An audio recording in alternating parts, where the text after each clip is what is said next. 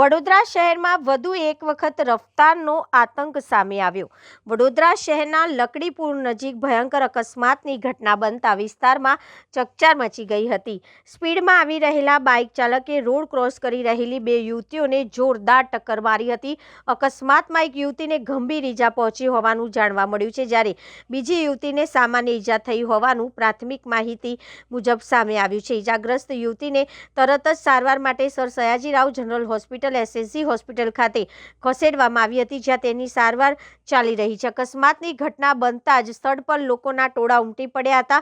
સમગ્ર ઘટના નજીકના CCTV કેમેરામાં કેદ થઈ હોવાનું સામે આવ્યું છે।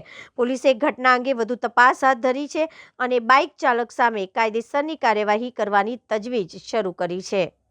મને ફોન આવ્યો છે આ ઘટના ઉપરથી કે તમારી છોકરીનો એક્સિડન્ટ થયો, એટલે અમે રિક્ષા લઈને આવ્યા હતા। એ બધું પેલો ભાગી ગયો હતો, જે બાઇક ઠોકી ગયો હતો, અને છોકરીઓ આ બાજુ પડી હતી।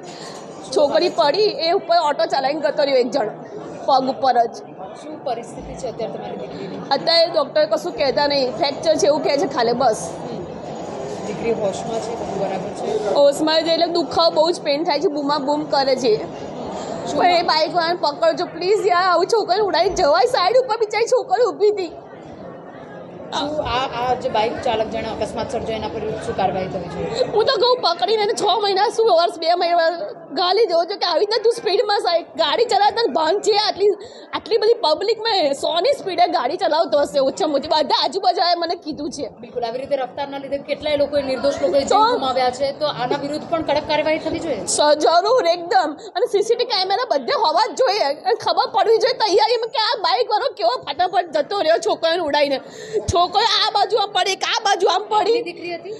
મારી બેનપણીની છોકરી હતી। ઓકે, આપનું નામ? નિશા ગોહિલ। ઓકે।